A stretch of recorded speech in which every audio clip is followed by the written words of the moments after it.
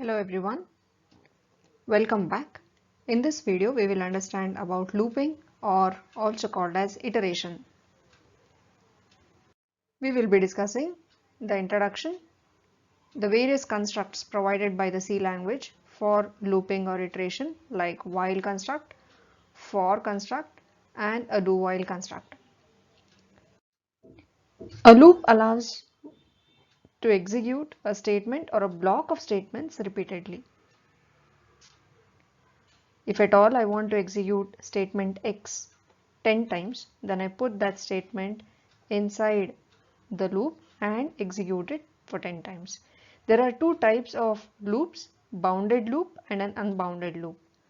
Bounded loop, the number of iterations is known ahead of time. How many times I have to execute X is known previously. This is implemented using a for construct. Unbounded loop, the number of iterations is unknown ahead of time. I don't know how many times I have to execute X. In that case, we make use of a while construct or a do while construct. Based on where the condition is checked, the loop can be a pre-test loop or a post-test loop. A pre-test loop, the condition is checked before beginning of the iteration. Now, if this expression evaluates to true, the statements associated or the statements inside the loop are executed, and this process is repeated until the test expression becomes false. We can put down the flowchart like this. So, test the expression. If it results to true, execute these actions or series of actions. Go back and test the condition again. If it results to true again, execute these actions, go back and test the expression again. If it results to false, you come out of the loop. So since the condition is checked before executing the actions, this type of loop is called as a pre-test loop. Post-test loop, the condition is checked after executing the action once. Have a look at the flowchart here. So you first execute the action once, test the expression. If the expression results to true, you go back and execute the actions again. Check the condition. If it results to true, you go back and execute the actions again. Again test the condition. If this results to false, you come out of the loop. Now, since the expression is tested after executing the actions or statements once, this is called as a post-test loop. Now, what is the difference between a pre-test loop and a post-test loop?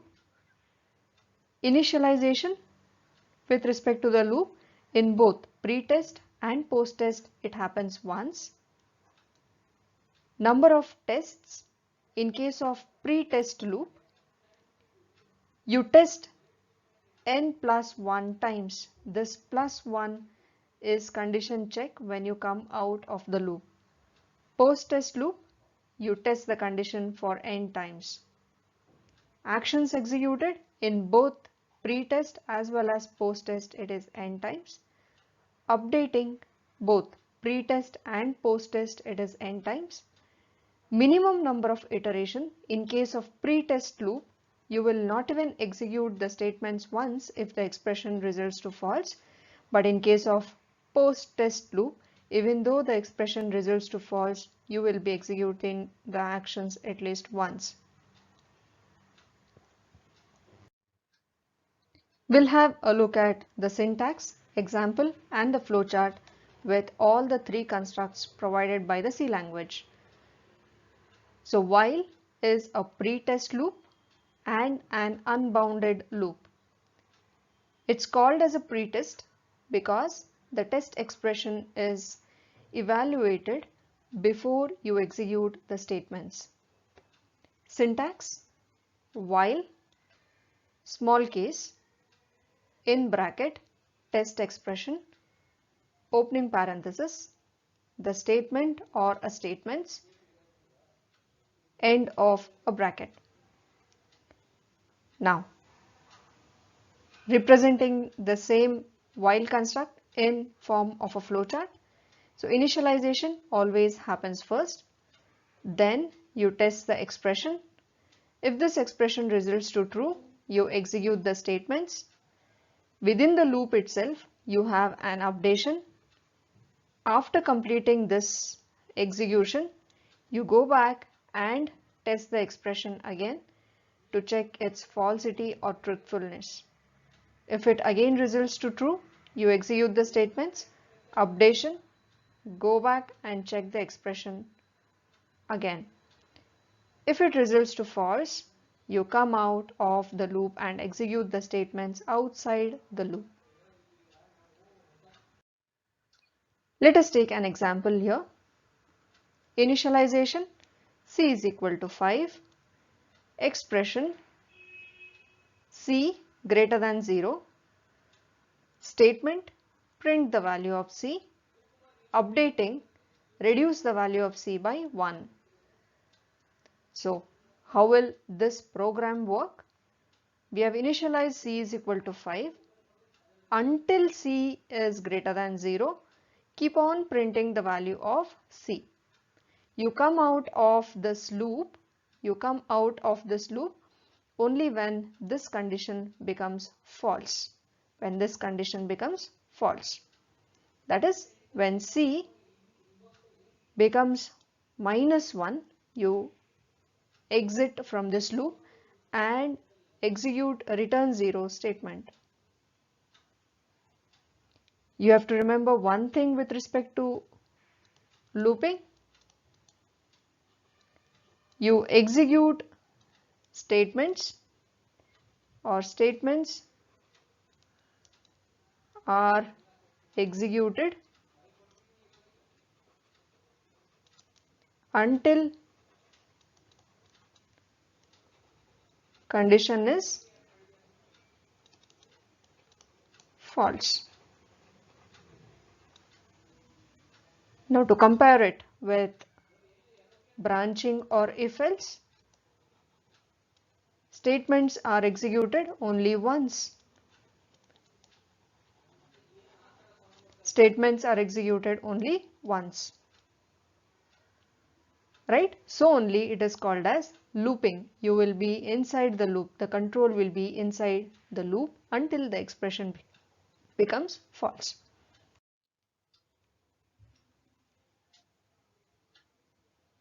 Just have a look at the various versions of the same program, how the condition can be written. So here, initialization times is equal to 0. While times is less than 50, I'm going to print star. That means I want to print 50 stars on my output. Right? The same program can be written like this. Instead of 0, I will initialize to 1. The condition, it slightly changes here. Okay, less than or equal to. You have to observe here, the loop, this statement is executed 50 times only. Only thing, here times was initialized to 0 and condition was times less than 50. Here times is initialized to 1 and the condition is times less than or equal to 50. Both are same. One more version, I can execute this the other way around. I can represent the expression the other way around. That is, I will initialize times to 50.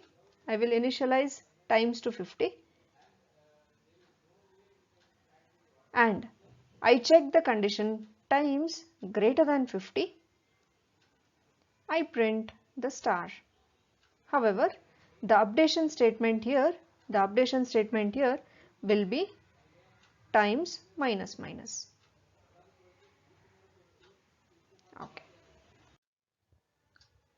Let us take an example that reads the input from the keyboard and counts the number of positive integers until a negative number is entered by the user. So have a look at it. I want to perform counting operation, so I will make use of a variable count. Ask the user to enter a number, right? Until the entered number is greater than or equal to 0, keep on reading the number and counting the number. The moment the user enters a negative value, you come out of this loop, and print the number of positive integers entered by the user. Just have a look at the output here. Enter a number. So the user has entered 9, 8, 9. He enters minus 2. Okay. When the condition is checked here, minus 2 greater than or equal to 0, condition becomes false. You come out of this loop and print the count. So number of positive numbers entered by the user is 4. Right? Take one more example. Ask the user to enter some numbers and find their average. So here it's unbounded, some numbers. The choice is left to the user. How many numbers? N numbers. So ask the user how many numbers he wants to read and find their average. Now initialize the count to 1, right? While this count is less than n number of numbers, ask the user to enter a number, find its sum. Yes, sum is equal to, how do you determine the sum? First number plus second number plus and up to so on, n. Keep on reading it as well as update it. Right? Once the user enters all n numbers, you come out of this loop, determine the average, print the average, and end of the program. Have a look at the output here. Ask the user to enter numbers. How many numbers? User enters 5. One by one, the user enters the number. Right? He enters 5 numbers. After entering the 5 numbers, automatically you come out of this loop, determine the average and print the average. Right? Another example on while construct that computes sum of digits of a number. For example, I have 123. I have to get the answer as 6. That is 1 plus 2 plus 3. This program is basically based on two concepts. One is peeling and other one is reducing. Peeling is taking one digit of a number. That is, if I have 123, I have to peel each of these digits one by one to to determine the sum. Reducing is, I have to reduce this number, that is divided by 10 is 12, divided by 10 is 1, and so on. So to find sum of digits, these two operations are performed repeatedly. We'll have a look at the program. Ask the user to enter a number. Now, while n is greater than 0, you peel that number. Peeling is achieved using a modulus operator. Why? Because 123 mod 10 will give me the answer as 3. Reducing is done using a division operator. How? 123 divided by 10 is 12. So this is peeling, this is reducing. In between, I determine the sum, that is sum is equal to sum plus remainder. Initially I have assigned the sum to 0, so this will be 0 plus 3, which is equal to 3.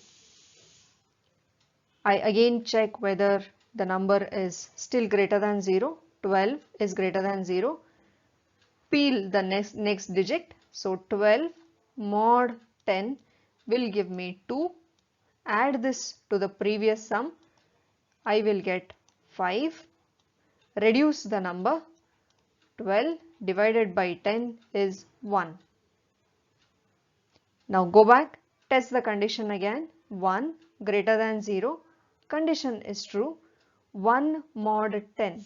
Always remember, with modulus operator, if the numerator is less than denominator, the result is numerator itself. For division, if numerator is less than denominator, the answer is 0. So 1 mod 10 will give me answer as 1. Add this to previous sum. I get the answer as 6. N is equal to n divided by 10. So the answer will be 0. Go back, test the condition. 0 greater than 0. Condition becomes false. You come out of the loop and print the sum. So as we just discussed, read a number, determine the sum. The next construct provided by the C language for bounded loops, for bounded iteration, is for construct. So this is a definite loop. You know ahead of time how many times the statements inside the loop will be executed. Syntax, we have initialization, test expression and updating. In case of while, we had separately written initialization, expression and updation. Initialization before the loop, expression with the condition and updation inside the loop. However, for provides a compact syntax wherein all the three expressions can be written inside a single statement. So I have of initialization, semicolon, test expression, semicolon and an updation or updating. Now how do we represent it in form of flowchart? Initialization, test the expression. If this results to true, execute the statements. Before testing the expression again, you update the variables. If it becomes false, you come out of the loop. So as discussed, initialization, it has to be executed first. The statements of this part will be executed only once. Test expression must be true for the loop to continue. Statement is a single statement or block of statements that are executed if the test expression results to true. Updation. So these statements are executed every time before the loop condition is tested. So have a look at the example. So here I want to print the value of I 10 times. Okay, so here initialization is I equal to 0, test expression is I less than 10, statement is printf and updation is I equal to I plus 1 or compactly written as I plus plus. Take one more example that computes factorial of a number. So ask the user the number for which he wants to compute a factorial of a number. Let me take it as n as 5. What is 5 factorial? It is 5 into 4 into 3 into 2 into 1. So what is the pattern here? Every time executed, you reduce the number. You reduce the number. Right? So how do we do that? Or you can do it the other way around. You can even have 1 into 2 into 3 into 4 into 5. This is also perfect. Right? So C is equal to 1. C is less than or equal to N. So 1, start from 1 to 5. Okay? Fact or F is equal to F into C. Initially, I have initialized F is equal to 1. Remember one thing, for multiplication, always initialize it to 1. For summation, always initialize to 0. The variable, the resulting variable, the resultant variable is initialized to 1 for multiplication and 0 for addition. So understand here how many times the loop will be executed. In order to determine that, just have a look at it. So I have I equal to m, I less than n. How many times this loop will be executed? If I was equal to m and I was less than n, how many times this loop will be executed? And what about this? So here we will execute this loop for n minus m plus 1. The reason is this equal to. If this is not there, then it will be n minus m times. For I equal to m, I less than n, if you are incrementing the variable by some x, then it's slightly different, n minus m by x. If n is odd, n minus m divided by x plus 1 if n is even. I would recommend you to take some values for n, some value for m and x and find out for yourself how these expressions are valid. There are some variations for the loop. All the three expressions in the for, like initialization, test expression and updation, they need not be present in a for, but the semicolon must be there. For example, I can have like this semicolon, I less than 10, I plus plus. I can have initialization somewhere before. Similarly, I can have initialization and condition check before. I can just have updation. Here, initialization is done before, condition is checked here. However, updation is done inside the loop. But you cannot have something like this. For semicolon, you cannot have null statements for all the three. In this case, you will get a compile time error. Any initialization statement can be used as a first part of the loop. Multiple initializations are also allowed, but they must be separated by a comma operator. For example, I can have like this, I is equal to 0, comma, j is equal to 0, I less than 10, comma, j less than 20, I plus plus, comma, j plus plus. This is valid for statement. Consider an example to print the number of series 1 plus 2 plus 3 plus 4 up to n terms. So how will this go? So ask the user the value of n, right? For c equal to 0 and sum is equal to 0, c equal to 1 and sum equal to 0, until c is less than n, keep on computing the sum and every time you increment this counter. After executing or after completing the iteration, you print this sum. Program to find sum of digits using for construct. We just discussed with while. Have a look with for. right? Here the initialization is done before. I just have a condition check and updation, right? Sum of digits is this and end. I've just included this part also, which we had discussed with while loop. Just have a comparison and understand by yourself. The last construct is a do while construct. It is a post test construct and is also an unbounded. So do while is another construct that is closely related to while. Here the do keyword is placed on a line of a code at top of the loop, and at the bottom we place a while with condition.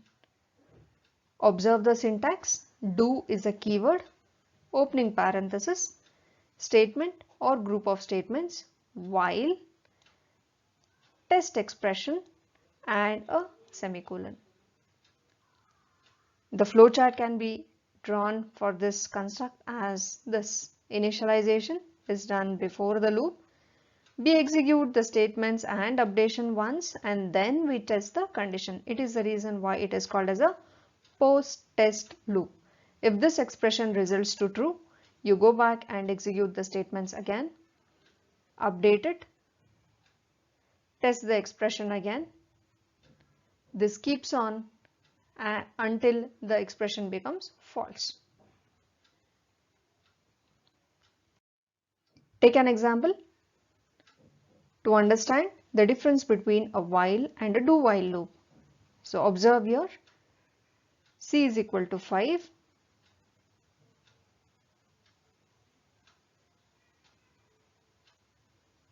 I have a condition c less than 5. The condition is false. You don't execute these two statements. You simply come out of this loop. That means there is no output for this program. No output for this program. The same thing if I write it with the do while loop. Just observe, c is equal to 5. Do this and this, that is execute these two statements. So I will have hello printed on my screen once while c is less than 5. Here the condition becomes false. You come out of the program. So if you observe here, there is no output with while loop because it is a pre-test loop. There is output once because it is a post-test loop.